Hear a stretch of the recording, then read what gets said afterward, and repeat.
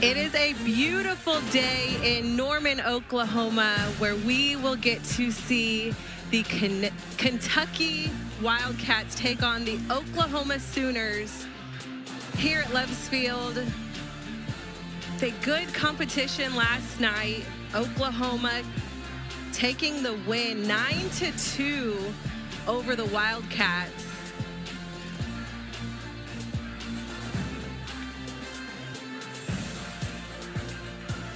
Kentucky getting on top early in the game yesterday. Oklahoma coming back with a 10-2 win, being able to walk off in the 6th inning.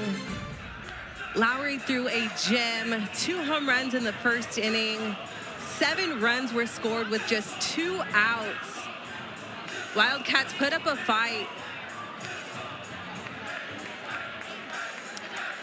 Today we will get to see Miley Wichenio in the circle.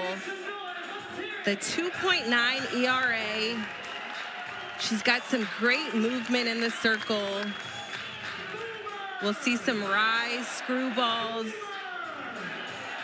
Great velocity in the circle. Wichenio with 50 innings thrown.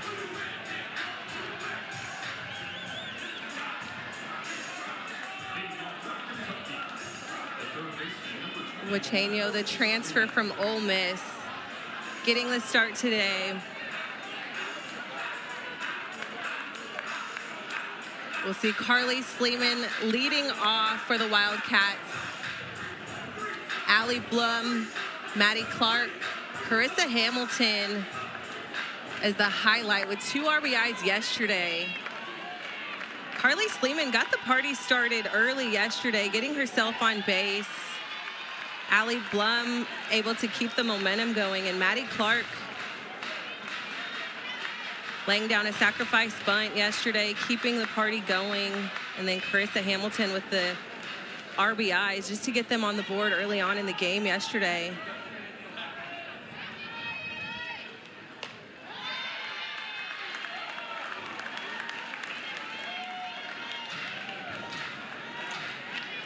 Carly Sleeman with the 0-2 count. Getting behind in the count early, but fouling some stuff off. Wichenio working ahead in the count.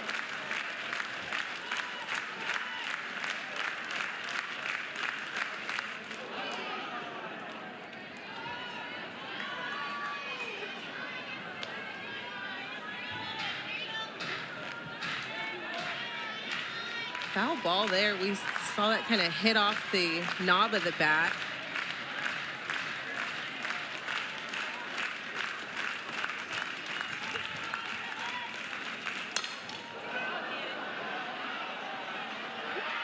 And that is a home run.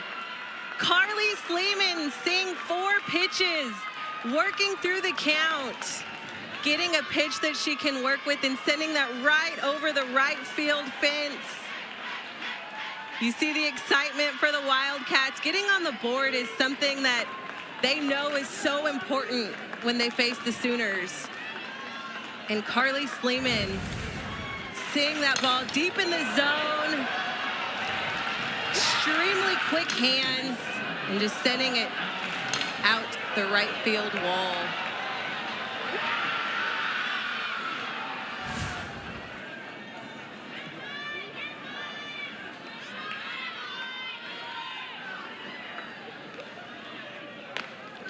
All right, we've got DJ in the booth, everybody. I'm not out of breath at all. Thanks for showing up. Hey, I took play-by-play. Ooh, a little nervous. I may or may not have driven just a tad. Hey, we don't need to admit it. Hey, we're live. I'm here for it. But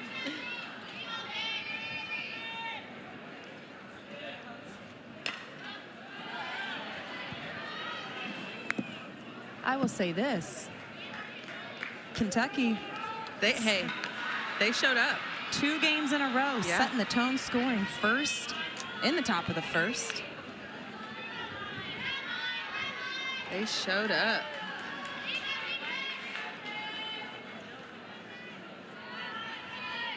And that's something we talked about yesterday.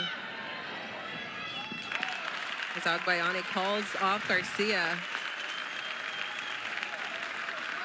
Is talking to Coach Lawson.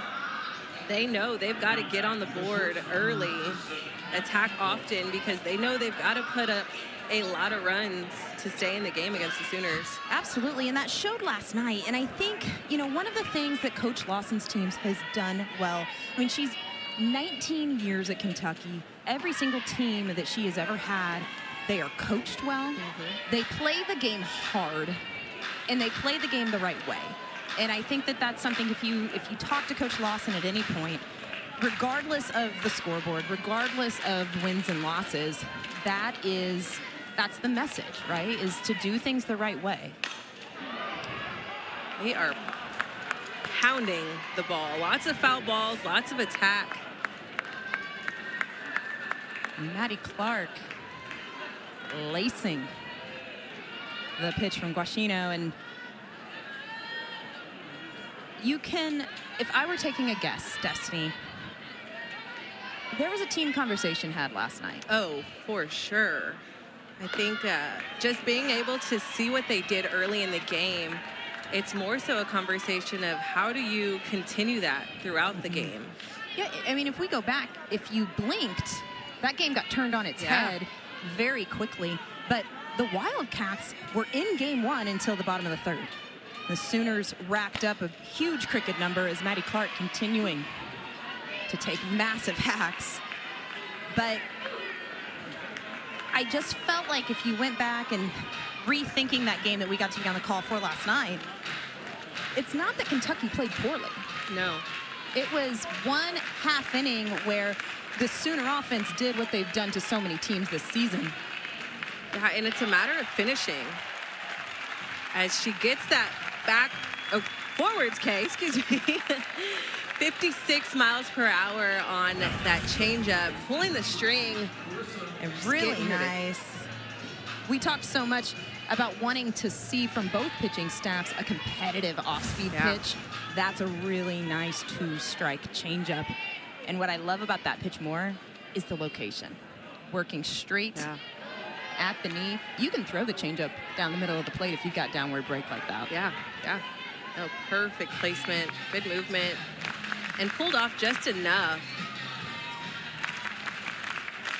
But I think going back to what we were talking about with Kentucky, they got on the board early. They've got to continue to put pressure on this defense. And on the other side, we saw Oklahoma scoring a lot of runs with 2 outs. Yes. And so they've got to be able to finish on defense as well. 7 of the 10 Sooner runs in game one were scored with 2 outs. So Kentucky pitching had them on the ropes.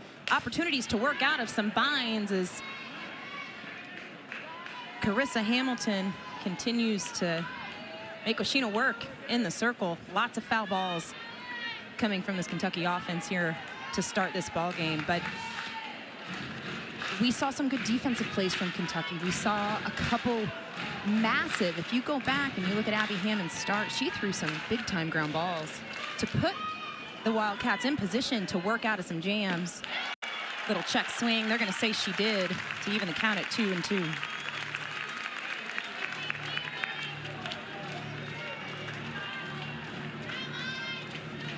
But so reminiscent of last night. Regardless of what continues here in the top of the first, Wildcats out to an early start and going to make the Sooners chase them. And Guashino ground ball right back to her. She'll glove it, and that will do it here in the top of the first. But not before Kentucky strikes first with Carly Sleeman's bomb Oppo Taco to start the game. We head to the bottom of the first. Wildcats up 1-0.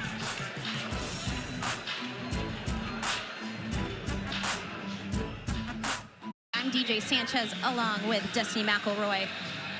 Let's take a look at that Sooners lineup. Very similar to what we're seeing last night, except Lexi McDaniel getting the start at first base. Abby Dayton in the 9-hole, and Kai Miner leading it off just as she did last night. And what a night for Kai Miner in game one in that leadoff spot.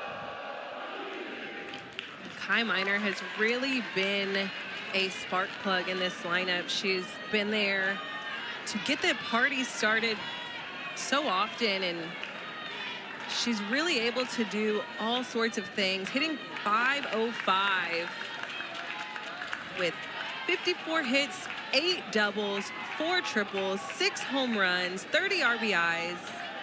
Doing all of that from the leadoff spot. Yes. And, you know, she's truly capable of placing the ball as a slapper. She can bunt as a standing in or running through the box. She's got power. I mean, she's a true triple threat. And that pitch from Hindiguis in for a called strike.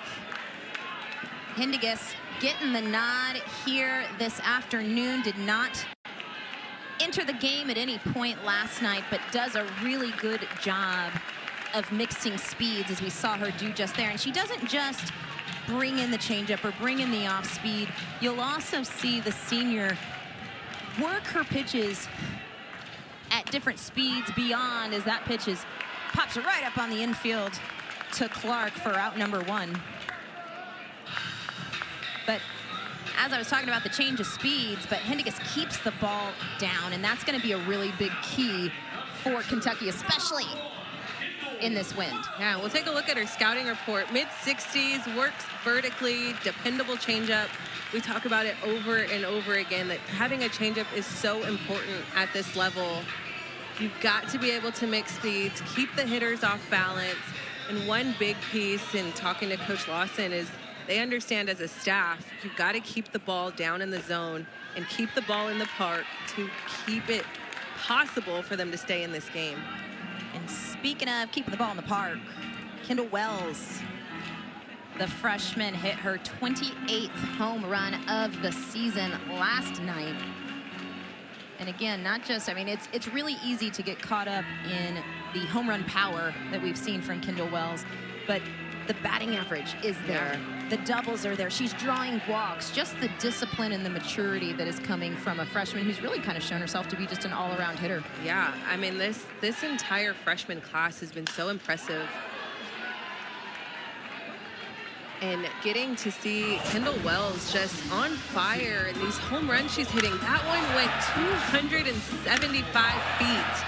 First pitch swinging, didn't even have to see a pitch, and able to send it 275 out of the park. She's just so quick to contact, sees the ball well, very decisive in the box. All adjectives that you don't always use with a freshman. Yeah. Right? Yeah.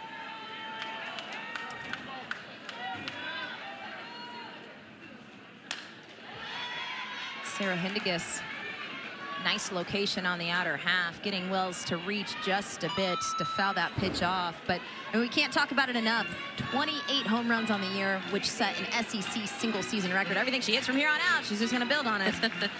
And 9 away from the single season NCAA record, 6 from the OU record. I mean, we're talking about a freshman campaign that has been done by so few. And I think the wildest part about it is when you talk about some of those names, they all wore Sooner uniforms. Yeah. Lauren Chamberlain, Jocelyn Allo. Yeah. And I think what's even more crazy is where we're at in the season. That's a nice pitch from Hindiguis. But ball 4 to Kendall Wells as she draws a walk to bring up Garcia, marking her 21st walk on the year. I will say this about Hindiguis. I really like that 3-2 pitch. Yeah. Missing just a bit inside, but in on the hands enough. And again, just showing some of the discipline that the freshman Wells has. As Gabby Garcia stands in and takes first pitch outside for a ball. And Emmert gonna go have a chat with her pitcher. Hindiguis so far in this game throwing some really competitive pitches. Yeah, I think she's looking really good in the circle. I love her kind of attention to detail on that last pitch. She was talking to Emmert behind the plate, like, hey, where did that miss? What do I need to do different? And I feel like that's maybe what that slight conversation was. Let's get on the same page. What's the umpire calling? What is he liking? What is he not? Wells takes off on the hit and run. Wells slides safely into third, and the execution coming from Gabby Garcia on the hit and run. Sooners eyeing to knot this game up with a little bit of a hit and run action and just aggressiveness at the plate here in the first. Yeah, Kendall Wells going first to third on that. I mean, you've got to be on your horse. You've got to see that through the infield. Just know I'm going first to third on this play. There was no question for Plotz to even have an opportunity for the play at third. Gabby Garcia just staying on fire, keeping the momentum alive. Cassidy Pickering stands in.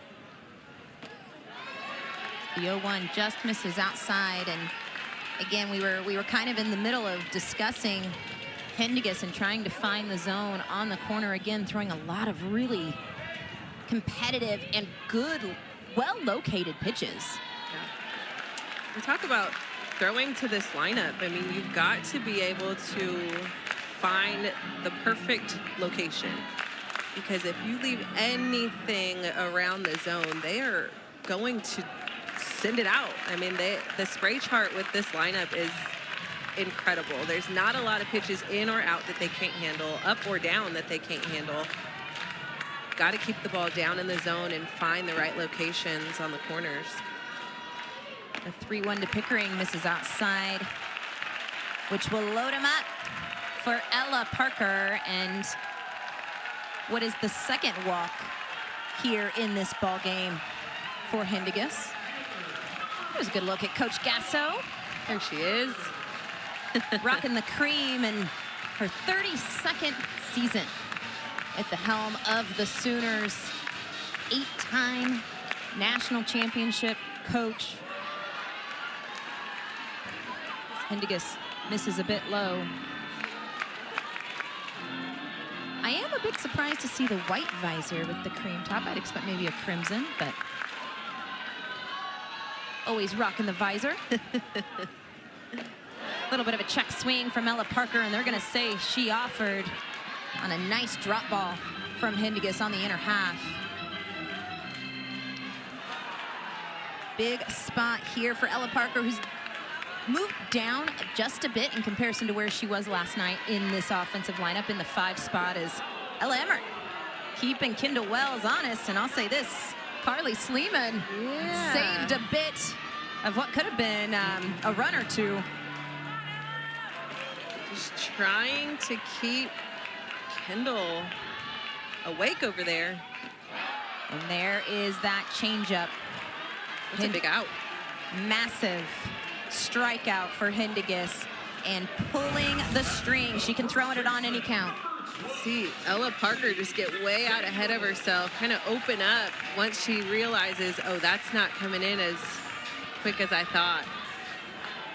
What a great pitch. That'll bring up Lexi McDaniel. Getting the start here in game 2, had a pinch hit opportunity last night. Has seen spot starts throughout the season. But an opportunity here today. This curveball just misses a bit low. And here we are, and I feel like this is so reminiscent of some things we saw last night. Bases loaded, 2 outs. Hendiges, massive strikeout of Ella Parker, and an opportunity here to work out of a huge jam as that off-speed pitch floats in for strike 1. Man, but the ability to throw that in that count is huge. Absolutely, and you can expect JT Gasso having a game plan. Yeah. Maybe setting a little bit of a late rhythm for that changeup. The 3-1 count here. We saw the Sooners with a couple of bases loaded opportunities last night. And the 3-1 just misses low and away to walk in the tying run. McDaniel, the 5-pitch walk, and the Sooners tie it up 1-1 as Coach Lawson heading out to have a chat with Hendiges and also the home plate umpire. Michael Hernandez. And here's from a pitcher's standpoint, right? Yeah. These are good pitches. I even said the pitch to Kendall Wells for ball 4. Quality pitch on the inner half. That said, it's been established that's not a strike. Yeah. And again, I think you're walking that tightrope of throwing pitches in the river to really work and getting these Sooner hitters to attack a pitch, maybe a ball off the plate. Yeah. But if they're not chasing that pitch or you're not getting the call, you've got to find a way to find the zone, especially with bases loaded. We saw this a little bit last night with the pitchers having more walks than normal because they're trying to paint the corners so perfectly. They're trying to keep the ball slightly out of the zone, but enough to chase.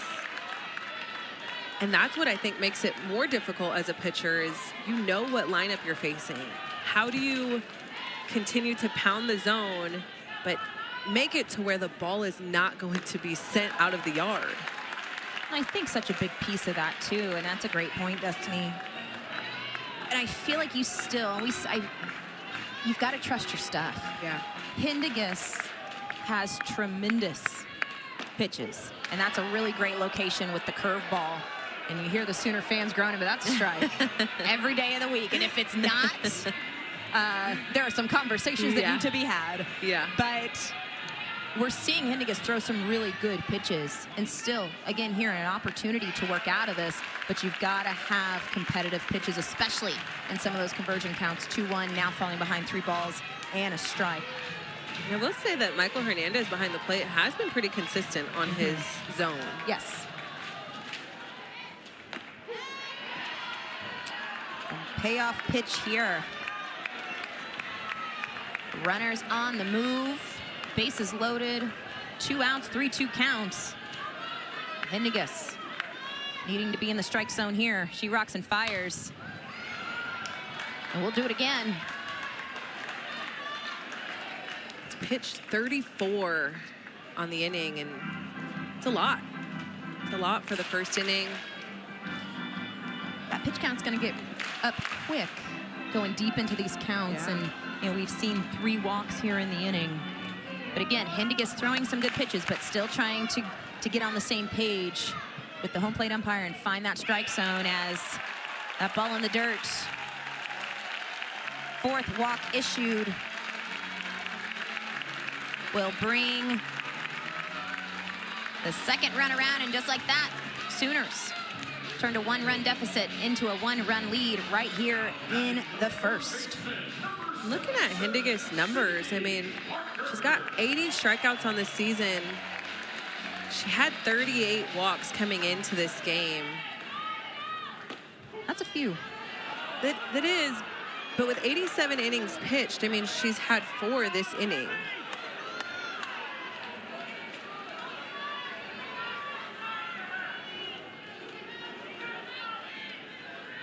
Sid Barker asking for a little bit of time, but just as we have seen so far in this series, Kentucky putting themselves in a position to get out of a jam. 2 outs, bases loaded, back-to-back walks. Sooners scoring both runs again.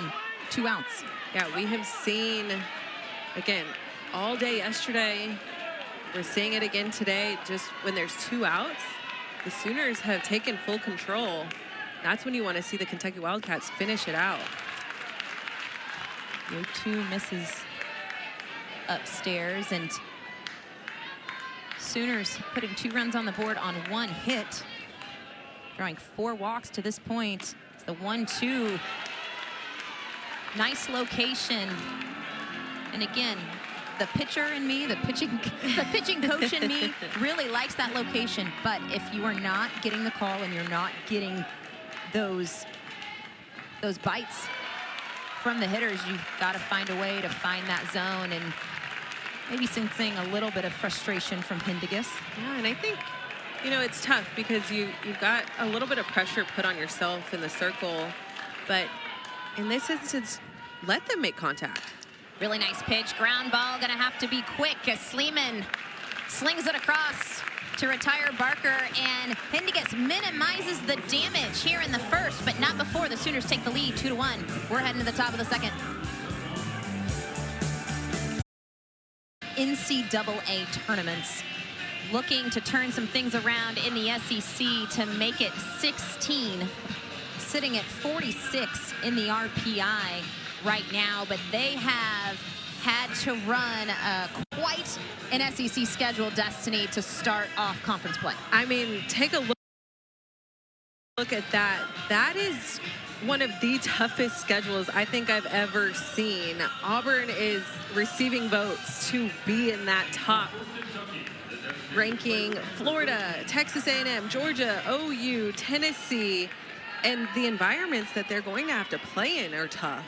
And let's not forget, this is a Kentucky team that started the season on a 13-game win streak between February and March. Off to an unbelievably hot start. They've been plagued a little bit by injury in the circle, but this is a good ball club.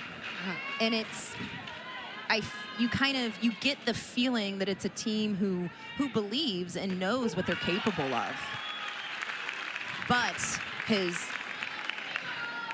caught a couple cuff breaks when it comes to having injuries to your pitching staff. That's always difficult to deal with, but also walking through a very, very difficult schedule.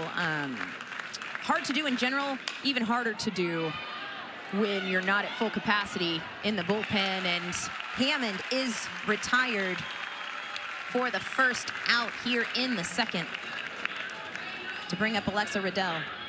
Great communication on that. Agbayani taking complete charge of that fly ball.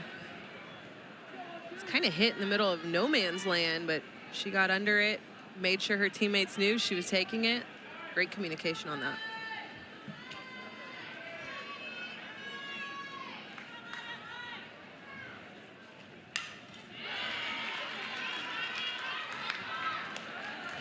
Alexa Riddell stands in for Kentucky.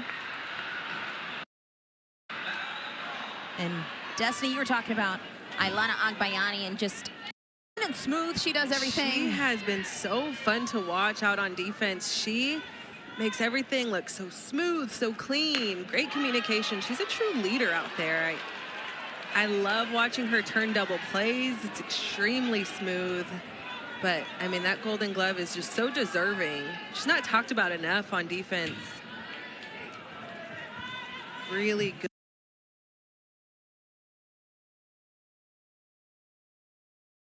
That Agbayani has brought to this Sooner defense is something that probably, like you said, Destiny, does not get enough play. An asset to this lineup. She's always getting the party started.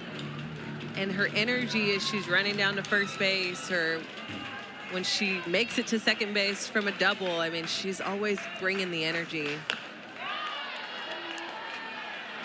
And Agbayani, you talk about good ball players. She knows what a good ball player looks like. Daughter of Benny Agbayani, played for the Mets. Knows a little bit about this ball popped up on the infield, and she knew we were talking about her. There she goes again. I mean, covering so much ground. She was playing deep in the hole. This is slight pop-up, but she covered so much ground again, taking control, taking leadership, owning that right off the bat, coming in, closing that gap, and making that sliding play. Guashino, 2 pitches in a row, popped up to the right side, but really hammering the inner part of the plate. And Kentucky, as we see it there with the foul ball to Peyton Plotz, that pitch on the inner half, in on the hands, probably isn't a strike.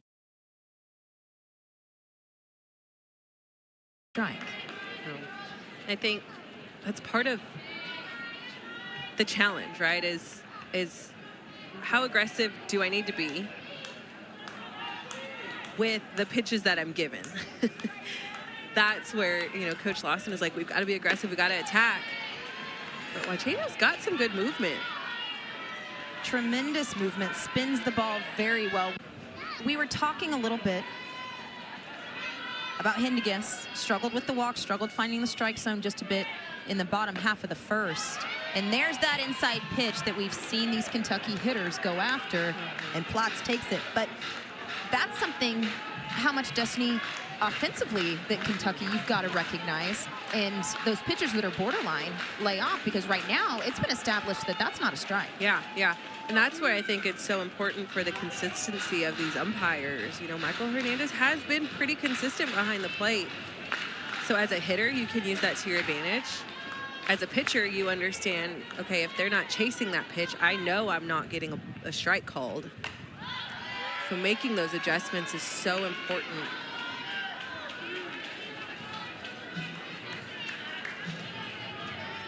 Peyton Platts looking to break up the 1-2-3 inning here in the second, as she awaits the 2-2.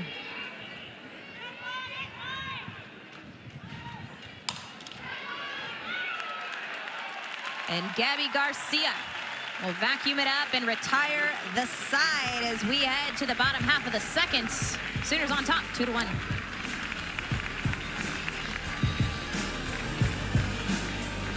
Down in Oklahoma City, and catch all of that action on ESPN May 28th through June 5th.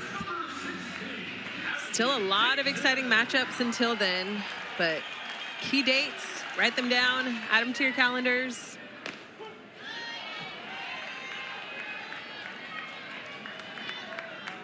Lots of changes could happen too. I'm excited to see how that selection show ends up. There is a lot of conference play, not just in the SEC, but all around the country, that is going to shake a lot of things up between now and that second week of May. As Abby Dayton stands in to face Sarah Hindegis. Talking about the schedule, I mean, OU's got a good matchup coming next weekend. In Kentucky, I mean, they can look at that schedule one of two ways. That if they come out on top of those series, that can put them in a good spot for postseason. Yes, the rest of the way. Now, granted, still not quite even halfway through this series here in Norman. So the 3-1 is in for a called strike, catching the bottom half of the strike zone. Dayton did not agree with that. But Kentucky. Let's take a look at this pitch. Curveball down in the zone. That's a tough pitch to take, as this ball is skied high to left center field. Riddell off the glove. And Abby Dayton easily standing up at second base. She was gone as soon as that ball was in the air, but a big mistake defensively for Kentucky. Man, that hurts. You've got to make that play in left field. I think, you know, you've got to get under the ball and secure it. I think she had that one-handed kind of reach, and that's just, you've got to be able to see it all the way in, secure the ball, use two hands.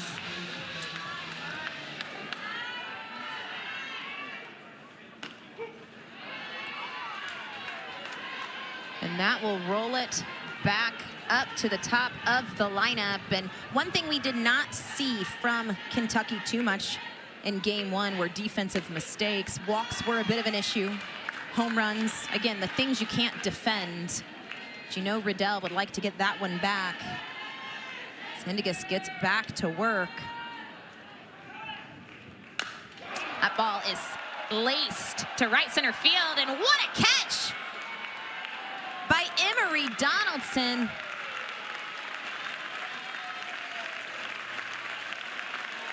And the ball doesn't lie, does it? And what a way to make up for that. I think you've got to be able to put that trust back in your pitcher. Donaldson just making a tremendous catch at the wall, taking that risk and leaping and reaching and finding it in her glove and putting that hope back into Hindegis.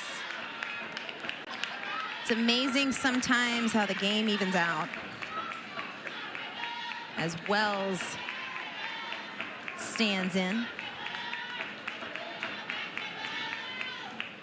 walked in her first at bat in the first inning. I also want to talk a little bit about Abby Dayton getting herself to second base on that. That is huge. I feel like you see some ball players just kind of cruising it out. They see that easy fly ball hit to left field, kind of cruise on over to first, but her horse. We've got Dayton tagging up on the fly ball, and she will slide in safely at third, but huge out for Sarah Hendiges, and yet another situation for Kentucky. 2 outs, runner in scoring position, but an opportunity here for the Wildcats to work out of this. Yeah, I think this would be huge. You know that had to have been part of the post-game conversation is, hey, when we've got 2 outs, we've got to close it out.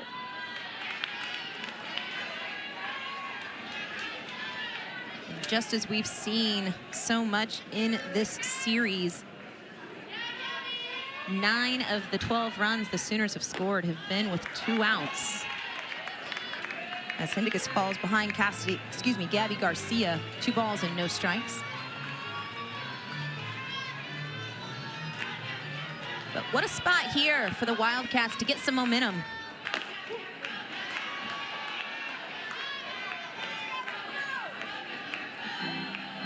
Gabby Garcia with a .429 batting average. 16 home runs, 52 RBIs. Just as we've seen so much in this game, Hendiges just absolutely fooling Gabby Garcia. I think this is going to be a topic that JT has to talk to these hitters about. Is we're catching you guys out front pretty often in this game. You've got to be able to make that adjustment. Whether it's sit and change, late rhythm, whatever that looks like, they've got to be able to attack that changeup. They're going to see it often. Big pitch here for Hendiges, looking to leave that runner stranded. Nice location, but again, has been, if you're a Kentucky fan, I think we've probably got a lot of upset Wildcat fans around the country right now. If you're a Sooner fan, you're enjoying the discipline, but just missing that pitch a bit outside as Gabby Garcia stays alive in the 3-2.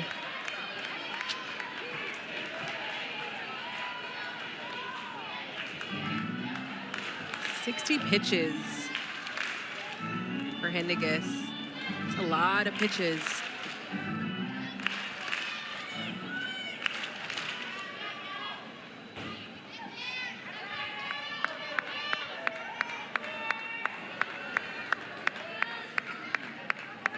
Three-two from Hendiges, just misses outside, and her 5th walk here in this ball game will bring up Cassidy Pickering. That's where you want to see her close it out. The free passes at any moment in the inning is not good, but especially with 2 outs in the rally that the Sooners have proven to have with 2 outs. So we've talked a lot about the consistency, and first pitch to Pickering, a called strike. Very similar to some of these pitches we've seen on the outer half. And there is that off speed, but they're going to say she held. They are having a little bit of a tough time identifying that soon enough to be on time. It's such a deceptive pitch. Yeah.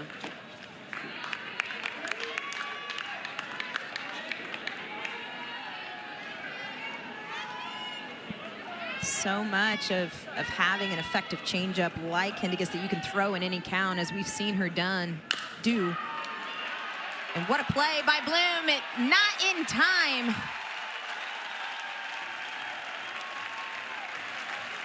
And the Sooners add to the 2-out scoring rally that we have seen pretty much all series so far to make it 3-1 OU.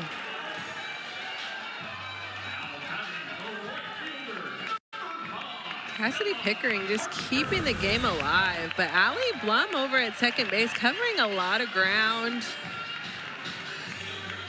Keeping the ball in the infield, that's huge. Preventing Gabby Garcia from going first to third on that, just keeping that in the infield. Again, with 2 outs. Can't put a stop to the Sooners. If you look, you almost feel the story of this series so far. And a lot of games, or a lot of innings still to be played here. But Kentucky has had opportunities to get out of some of these innings, and Blum such a good job at second base, as you said, Destiny, keeping that ball on the infield. Just not quite in time. But tale of two things that we've seen so far in this series. And Kentucky just having a really difficult time getting out of some of these innings, even with 2 outs.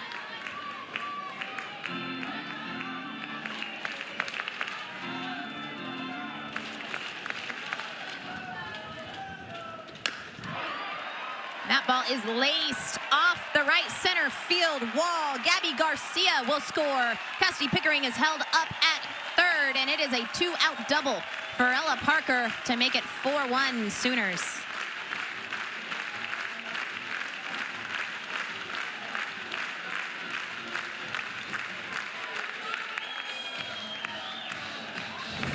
Ella Parker just getting the pitch up in the zone. Definitely missed location. You've got to get that up and out of the zone and get her to chase that. Make contact a little more difficult, but getting the barrel up on top of that. Another pitch, little loop, but it'll find some green. Pickering scores, Parker scores. Sooner fans are on their feet, and I don't know if we can say it enough, but what the Sooners are doing offensively with 2 outs. Yeah, it's unbelievable. You cannot put a stop to them. I mean, we've seen the Wildcats struggle with that 2 days in a row now. It's you get to that point and then it's a freebie or it's a base hit. Got to be able to close it out. Looks like that may be the day for Kentucky starter Sarah Hindigas. And again, so similar to what we saw a night ago, we saw some really tremendous pitches. Yeah. But just not able to slam the door and get out of some of these tough innings. And Lexi McDaniel finding herself in the lineup and being able to execute, keep the rally going. Kentucky headed to the bullpen. Looks like it's going to be Mackenzie Oslanzi. We will tell you more about the hurler when we come back. But Sooners putting a little bit of distance between them and the Wildcats here early. And all kinds of 2-out hitting. Sooners on top, 6-1.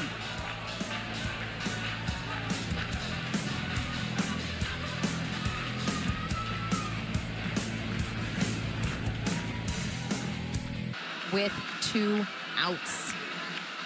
7 runs last night were scored with 2 outs. Today we're seeing 6 runs with 2 outs. The Sooners just stay on top. They keep that momentum going. They don't let the outs really matter. Keeping it alive, but I'd like to see Kentucky kind of close the door and make something happen here. Mackenzie Oslanzi, the junior, saw some time out of the bullpen last night. Had some success late in this game. But facing the Sooners here, similar situation to where she was brought in game 1. Just trying to keep Kentucky within striking distance, because this is an offense who, when they get rolling, they can put runs on the board, but really has good velo, and we saw a lot of that here last night. Yeah, I mean, I thought she did well. I think they get themselves into a bind, which, again, when you're throwing to this offense, it is so tough to find the perfect location. She was another one where we talked about her walk ratio and how, you know, in game one, there were more walks than you'd expect based on her numbers. And it all goes back to just having to be so precise as a pitcher when you're facing this lineup. And a lot different look as far as velo, as far as ability to change speeds at any count from what Aslanzi has in comparison to Hindigas. But has that velocity, the ability to mix speeds, as Agbayani keeps the 2-out rally alive to make it first and second for Sydney Barker. Agbayani just finding her way on. Good battle, 3-2 count. And that's where you want to see Aslanzi be able to close that out. You get yourself to a 3-2 count, how to compete, win that battle.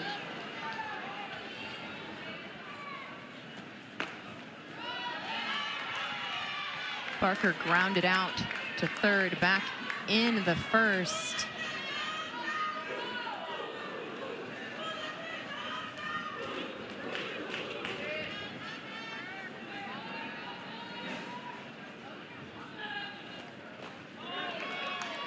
And hit by that pitch, and didn't seem to phase her much. Yeah, that kind of threw me off a little bit. Take a look here. Maybe that back foot?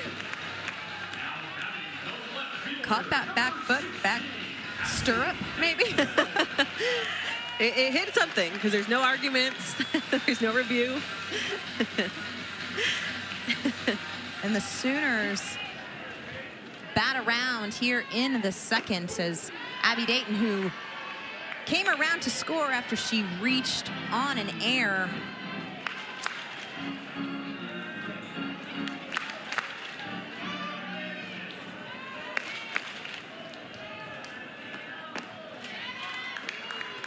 Swansea's trying to stop the bleeding here for Kentucky.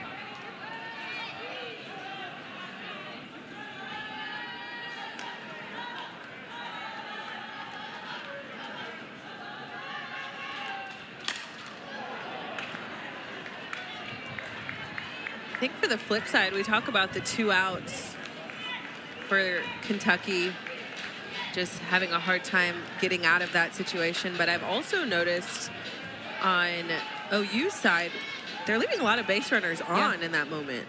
They're scoring 1 or 2 here, there, but they're giving up a lot of opportunity. This ball hit well to right, but Peyton Plotz takes care of it, and Kentucky flashing some leather in the second, but not before the Sooners put up 4 to make it 6-1. We're heading to the third.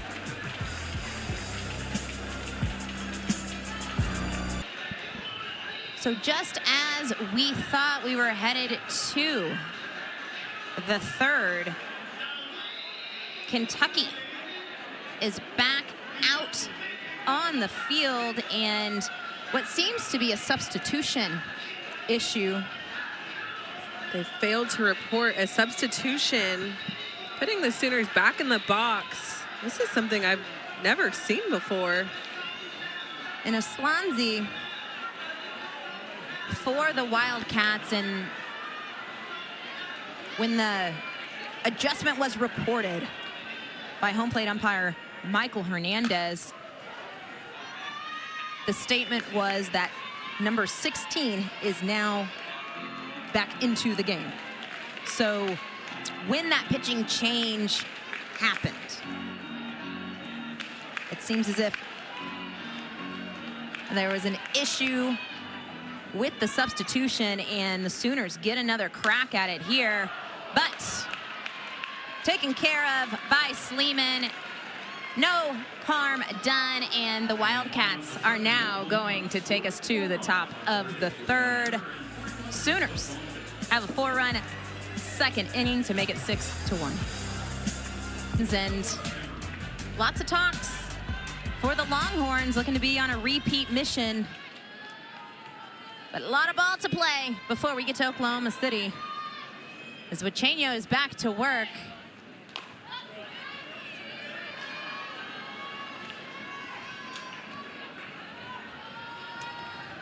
The senior Ella Emmert stands in. Tough night for Emmert at the plate in game one. But when you talk to Coach Lawson about this Wildcat catcher, nothing but glowing. What a leader, what a captain, and just really such a big piece of this Kentucky club. We always want to talk about who that vocal leader is, who that person is that the team kind of turns to, and this is one of them. Good look at Coach Lawson.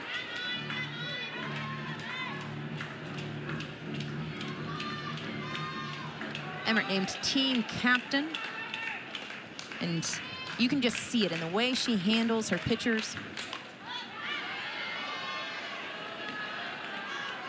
We've spoken on it some, and it's the Kentucky staff that's been plagued by injury. And Emmert has just done a good job of keeping things calm, and you can see her kind of controlling the tempo behind the plate, calming down her pitchers. Wichenio fires the 1-2 upstairs. Talking a little bit about the injuries. Carson Fall, one of the right-handed pitchers, Haley Nutter, Sydney Langdon, all facing some adversity, trying to get back into the circle.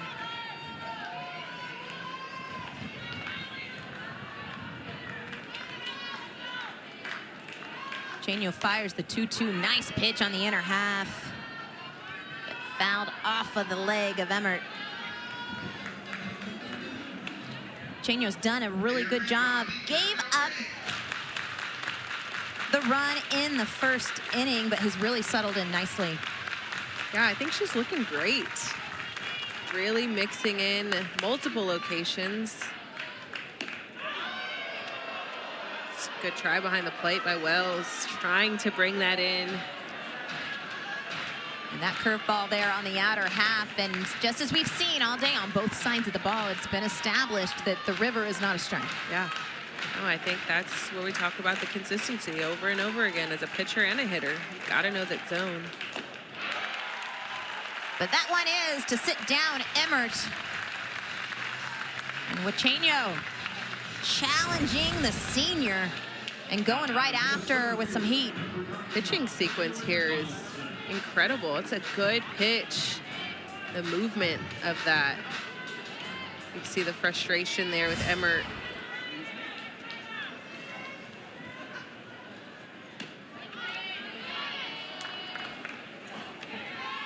Brings up center fielder Emery Donaldson, and Donaldson made one heck of a catch back in the second inning. And Destiny, you know this, there are a few more difficult things than to track a hard hit line drive that has backspin. Yeah. Yeah. It is tough, but I think, you know, big part of it is understanding where you're at in the lineup, what pitch is being thrown, what that spin could look like.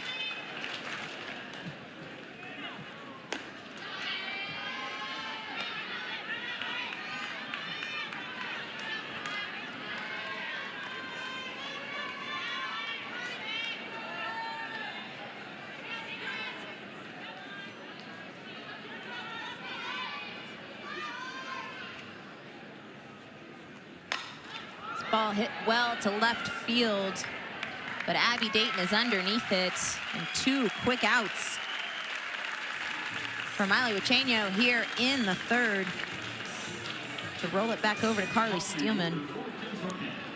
Outside of that home run from Carly Sleeman, I mean, Wachenio has been lights out.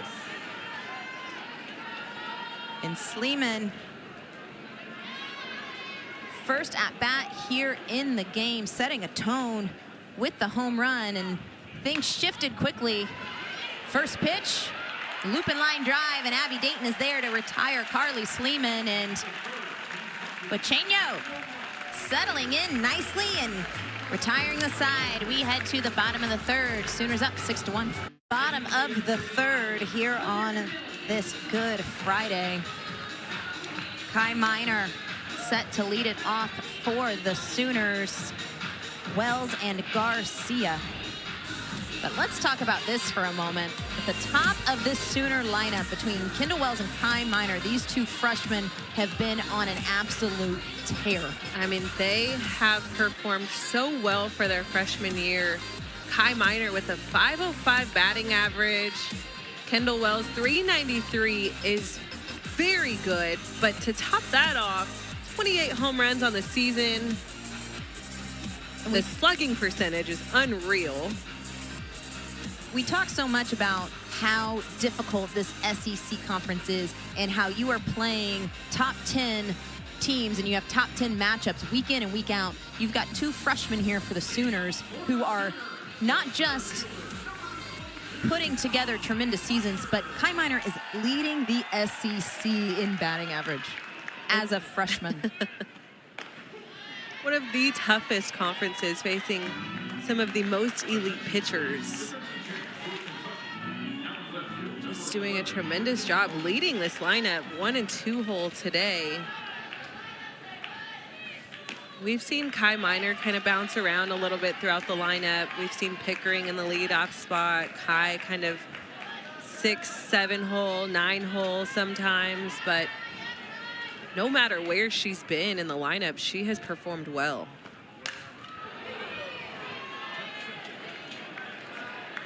We've talked so much about just what we're seeing out of some of these Sooner freshmen, and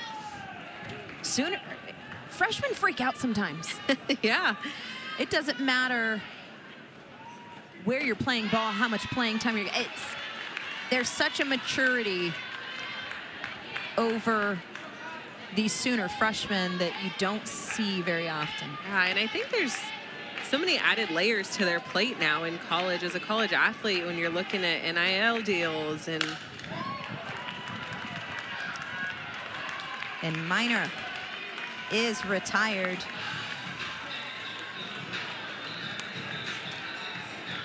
As Aslanzi takes care of the leadoff here in the 3rd, and that's huge. Not something that's been able to be done too much in this series so far. And as we've talked about these Sooner freshmen, 37% of the home runs have been scored by freshmen for this Sooner offense.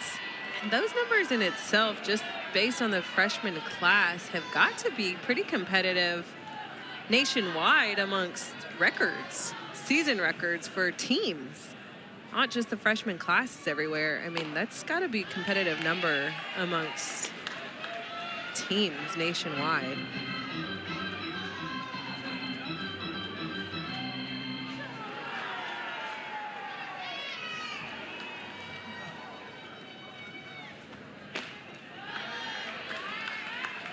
Slanzi falls behind 2-1, but bringing that velocity.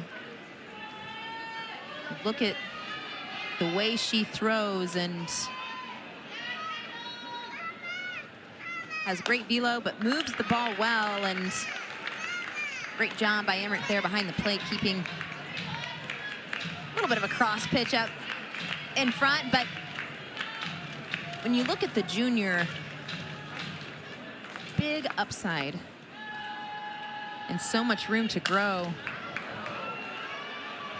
Kendall Wells Skies it high and out of play.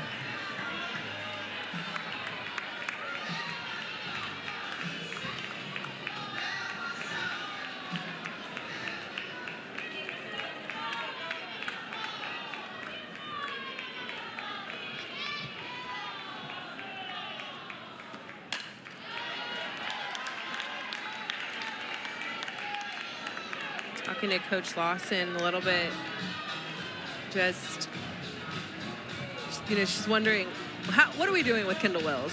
How do we get around this? And some feedback is just maybe consider walking her. And then she's like, well, then look at the rest of the lineup. You've got Garcia, Pickering, Parker, McDaniel, Agbayani. And this ball is hit well, and Kendall Wells. It's becoming routine at this point. The freshman just knocks her 29th home run of the season. And I'll tell you this much, that was not a towering shot. That was a line drive blast. Just smooth sailing right over that right center wall.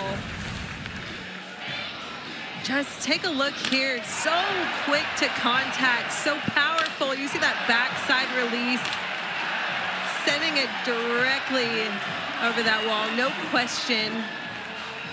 She's so strong, and she can really work with any pitch. You've seen her hit an outside pitch over the wall. You've seen her hit an inside pitch over the wall, up in the zone, out of the park, down in the zone, sending it out of the park. We saw one yesterday, down in the zone, 275 feet over that left field wall. I mean, she's such a good hitter and so tough to throw to. That 29th home run reaching 255 feet. That bomb puts her one away from the OU freshman record, but also from the NCAA record as well. And we made mention of this in game one, Destiny. That is, with the pace that she says Gabby Garcia stands in. With the pace that she is setting, that is something that we very well could see here this weekend. And you look at the most home runs all time by a freshman in D1 history, Jocelyn Allo at that 30 mark. Kendall Wells just one away. And so much left in the season.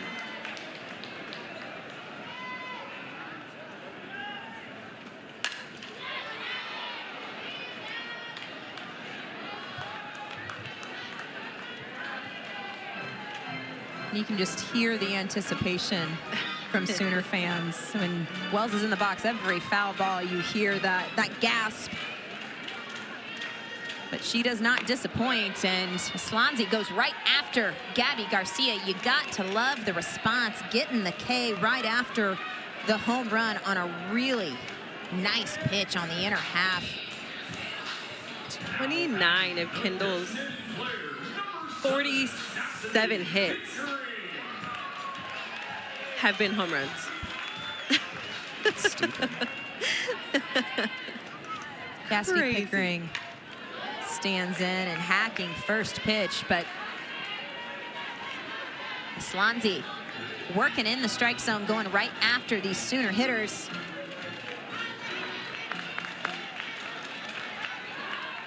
Nobody on, 2 outs. And nice pitch up in the zone. And one thing that we see more out of Slonzi than we have seen from other pitchers on this Wildcat staff, more swings and misses. And we've seen a couple here.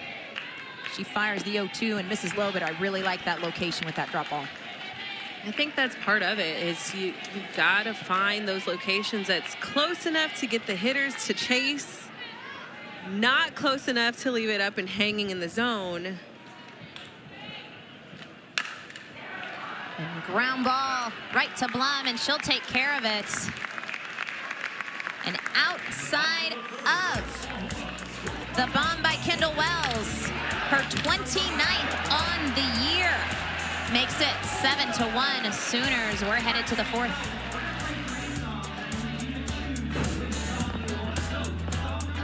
Swing of the bat added to that Sooner lead, and here's the wild part. We've seen it over and time again with the long ball from the freshman. But Destiny, you already mentioned this. 29 of her 47 hits in her freshman season. That is 62% of her hits this season have been home runs. And that is unbelievable. It's unbelievable as a freshman. It's unbelievable as a super senior. I don't care who you are. Exactly. I mean, that's incredible. There's no real words for that. And Allie Blum right back up the middle. And Blum has been a thorn in this Sooners side. That was her third hit between last night and today. Right back up the middle, but what an effort by Agbayani. Nearly got a glove on it. The Golden Glove winner covering that ground, but great piece of hitting. Trying to get the table started. Allie Blum has been a pretty good threat over these last two games. She will take off 8 for 10 on the season in stolen bases as Maddie Clark stands in. Clark, a strikeout victim back in the first. And right on cue, you want to know who's aware that Allie Blum will take off? Kendall Wells with the back pick. I love this effort, and it looks like a close call there. Perfectly placed throw, and McDaniel over at first base, putting herself in a good position to make that tag. A little bit of a change of speeds from Wachenio, and I will say this, and it's the little things on the base paths that put pressure on defenses. Here's one of those little things that Allie Blum is doing. Her leadoffs are so aggressive, and you can just see it as the 3-0 is popped up to the right side. Ella Parker takes care of it, and 3-0 swinging. Bring up Carissa Hamilton.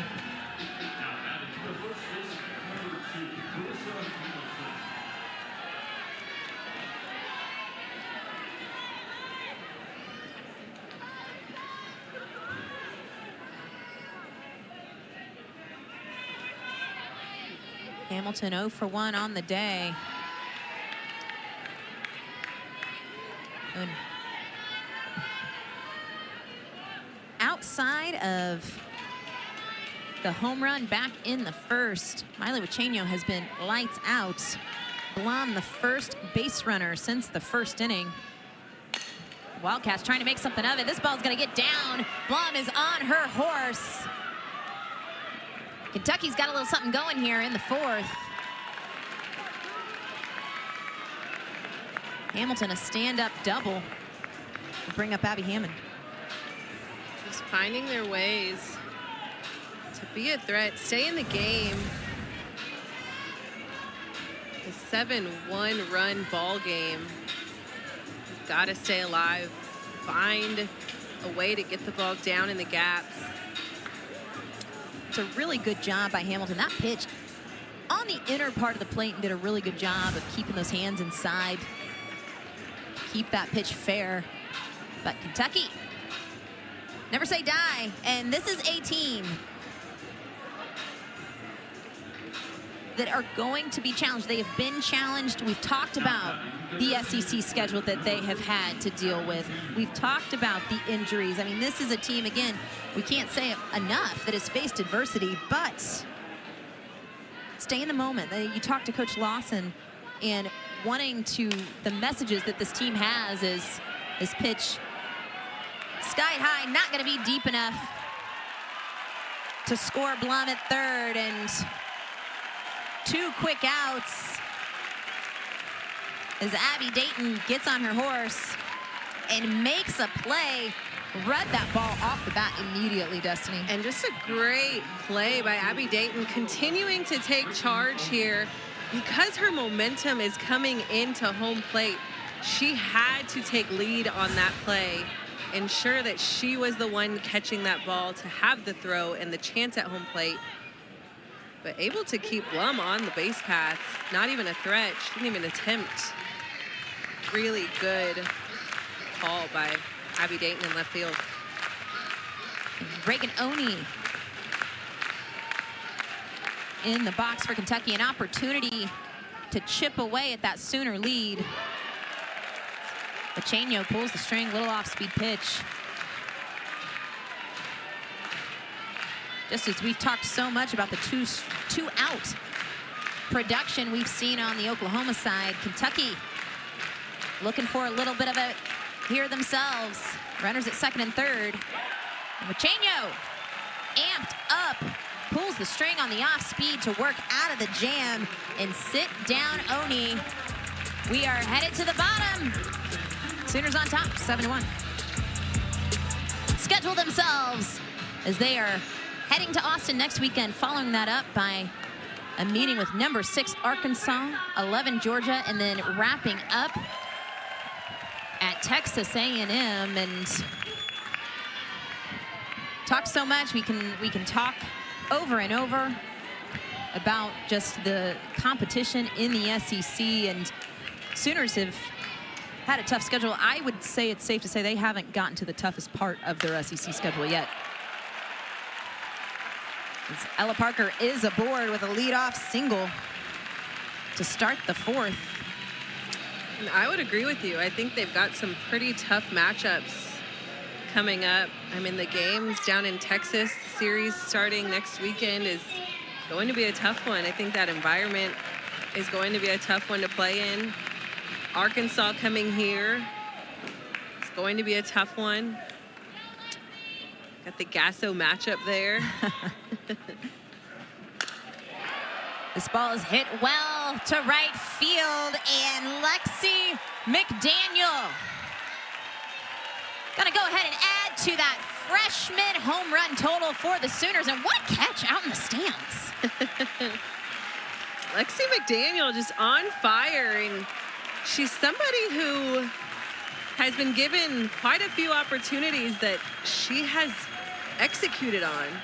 She has taken full advantage of all of the opportunities given to her.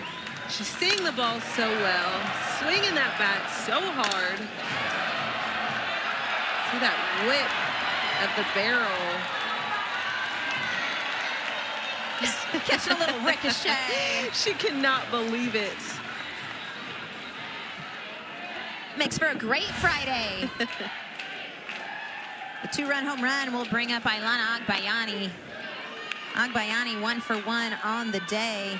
Drew a walk back in the first. And Aslanzi, we've talked so much about the velocity and her ability to move the ball, but has given up a couple home runs here since she's entered this game back in the second. Heads up, Coach Gasso. Hard foul ball right at her. She's still nimble. She's still got it. Swansea ahead here, no balls and 2 strikes.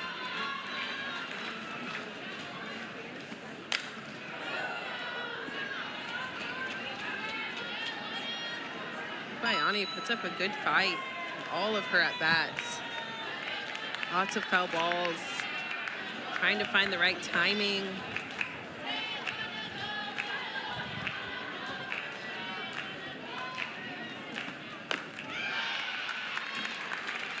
Working with a clean slate here. Nobody out.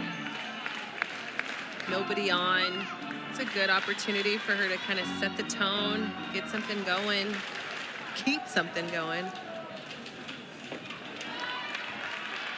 On the flip side of that, Aslanzi trying to keep Kentucky, again at this point, 8-run deficit for the Wildcats, and putting the Sooners just 3 outs away from ending this game in the top of the 5th. But Aslanzi needing to keep this game in check as that ball is laced to left field. but gloved and taken care of.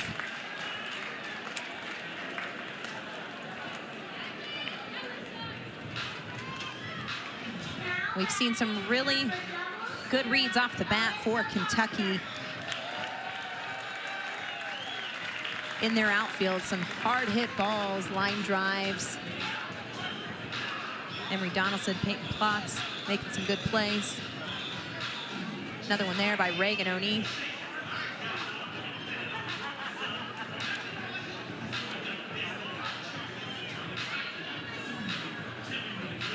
Looks like we're going to see the freshman Alyssa Parker enter this ball game, and it's very similar to what we saw in game one. Entered the game a little bit later. Expect to see her stay in probably at third base. Another freshman that we can talk about for days. I mean, she's been another big part of this lineup, finding herself playing some at first, playing some at third, pitching. She's done well in the circle. Alyssa Parker with 10 home runs on the season. Batting .333 as a freshman. He plays both sides of the field, and that's extremely difficult.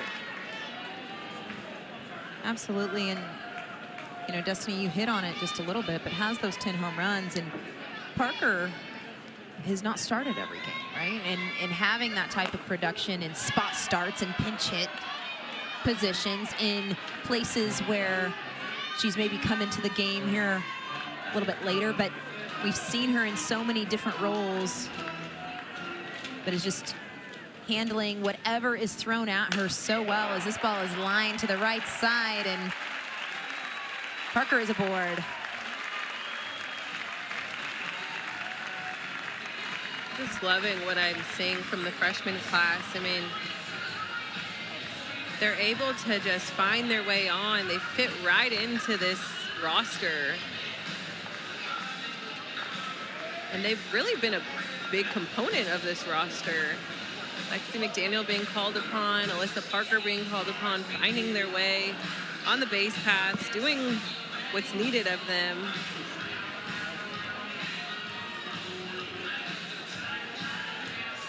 Coach Gasso making some lineup changes. Going to the bench and looking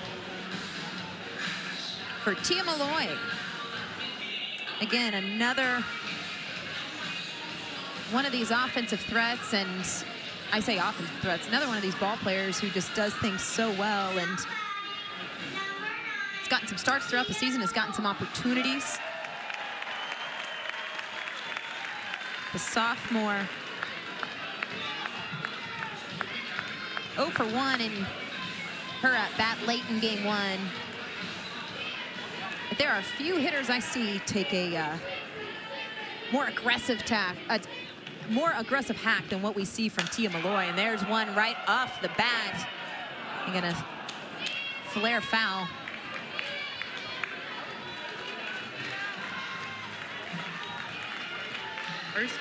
First pitch swinging. Love the aggressiveness.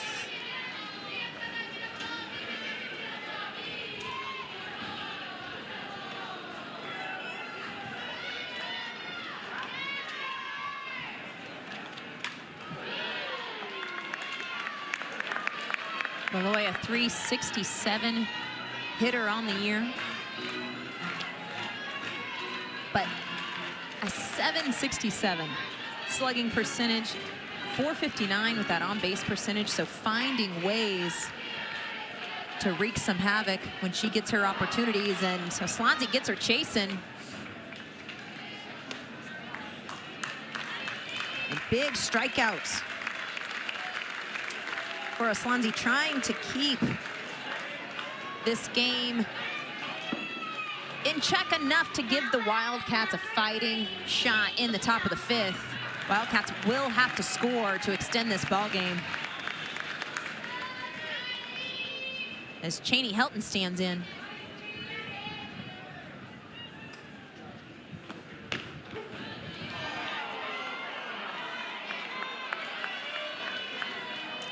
And if you're Kentucky, again, not wanting to dig into that bullpen too much, still one more game tomorrow. So really wanting to see Aslanzi bear down here with 2 outs, and it's exactly what she's doing. We've seen, and I feel like I've said this over and over, but I feel like, and I said this last night, and I'm going to say it again, the Kentucky pitching staff has been all or nothing. Yeah. They've been really solid. They've also had a high number of walks. We've seen 5 here in game 2, saw 5 in game 1 along with a hit by pitch. Also a hit by pitch added here today. So between free passes, the long ball. But then we've seen some really good pitches and some really good locations. And speaking of good locations, Cheney Helton down on strikes, and Aslanzi giving Kentucky a fighting shot here in the top of the 5th. Wildcats got a score. 9-1. And if we talk a bit as we see a pitching change and Alyssa Parker enters this game, Miley Wachenio, after the home run to start the ball game, was lights out from that point on. She did so well in the circle, and I think that's something we talk about with this pitching staff, just having to kind of piece it together. Wachenio came out and she did exactly what was needed of her, got her team in a position to score some runs. She had great pitches, able to really execute all sides of the plate, mix in some off speeds. She was outstanding today. And Alyssa Parker being called upon to finish this game out, and we've talked about it, but has worn so many different hats and a little bit of a different look. She throws hard, to put it lightly, but does a really good job of changing speeds. Gonna mix quadrants, but the freshman has really got some good stuff and has shown it when she's gotten her opportunities in the circle. She has been fun to watch, and I think anytime she's called upon, she has found her way. And first pitch off the bat for Peyton Platts on the 1-0, and Platts is aboard here in the 5th. And again, in a position for Kentucky of needing to score at least a run to continue this ball game. Ella Emmert.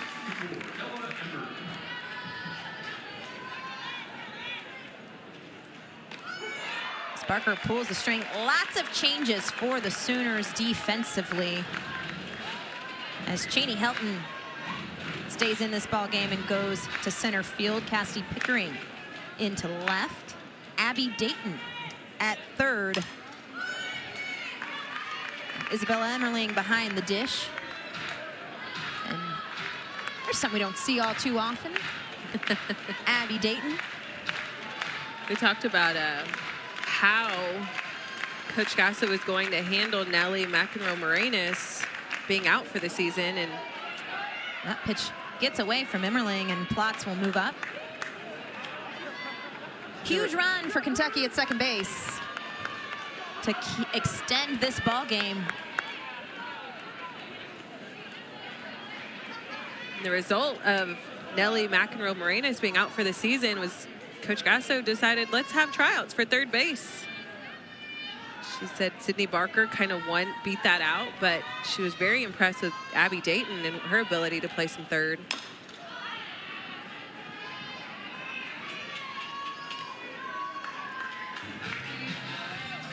Big opportunity for Peyton Platts at second base. Runners in scoring position. Wildcats wanting to keep this game going. Parker retires Emmert by way of the K for the second time here today. Bring up Emery Donaldson, and nice location here by Parker with the drop ball and getting Emmert to chase outside the strike zone.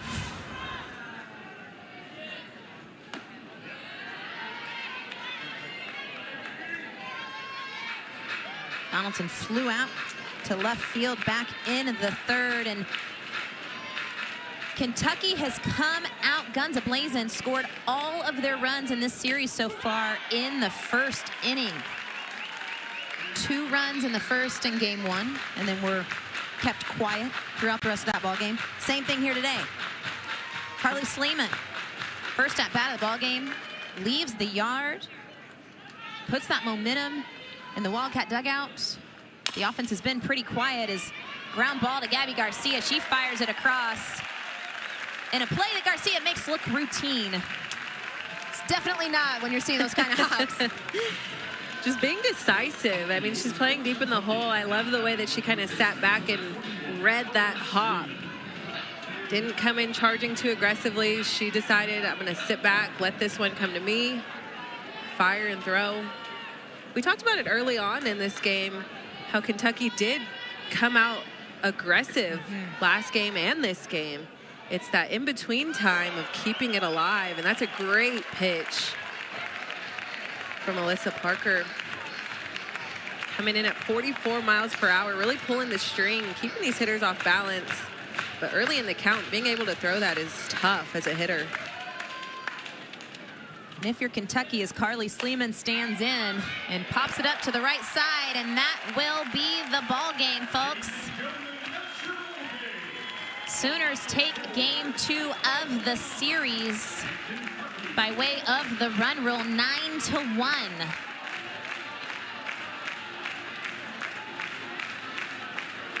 Miley Wacheño picks up the win. And that is the 28th run rule victory for the Sooners. Leads